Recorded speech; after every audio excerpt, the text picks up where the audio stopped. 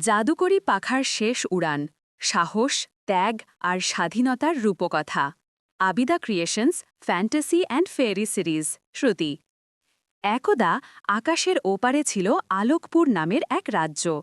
সেখানে পাখিদের কোনো খাঁচা ছিল না, কারণ তারা সবাই উড়ত জাদুকরি পাখায় ভর করে। কিন্তু একদিন এক দুষ্ট জাদুকর এসে সেই রাজ্যে একটা অভিশাপ দেয়। আজ থেকে তোমাদের পাখা থাকবে, কিন্তু ওগুলো দিয়ে কেউ স্বাধীনভাবে উড়তে পারবে না। সবাই হতবম্ব।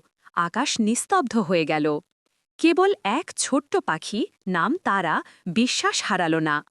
তার ছিল রূপালী রঙের এক জাদুকরি পাখা, যেটি মেঘ ছুঁতে পারত, কিন্তু এখন সেটিও নিস্তেজ।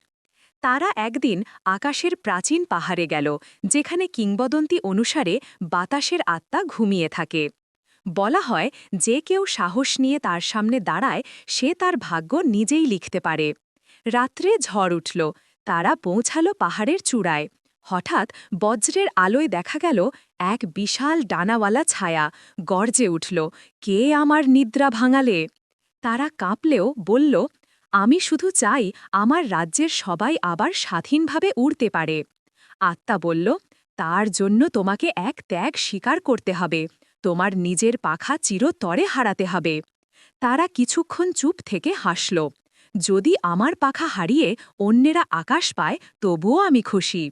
বাতাস কেঁপে উঠল, চারপাশে আলো ছড়িয়ে গেল। সব পাখির পাখায় জাদু ফিরে এলো, তারা আবার উড়তে শুরু করল। কিন্তু তারা? সে মাটিতে দাঁড়িয়ে হাসল, দেখে তার রাজ্যের আকাশ ভরে গেছে উড়ন্ত আলোয়। তারপর এক অলৌকিক ঘটনা ঘটল। আকাশ থেকে নেমে এলো এক সোনালি পালক, যা ছুঁয়ে দিল তার কাঁধ। বাতাসের আত্মা বলল, তুমি স্বাধীনতার আসল অর্থ বুঝেছ, তাই এই নতুন পাখা তোমার আত্মার সাথে বাঁধা, এটা কেউ ছিনিয়ে নিতে পারবে না। তারা উড়ল আকাশের ওপরে, সবার আগে শেষবারের মতো নয়, বরং এক নতুন সূচনার মতো। এবং সেই উড়ানই ইতিহাসে রয়ে গেল, জাদুকরি পাখার শেষ উড়ান।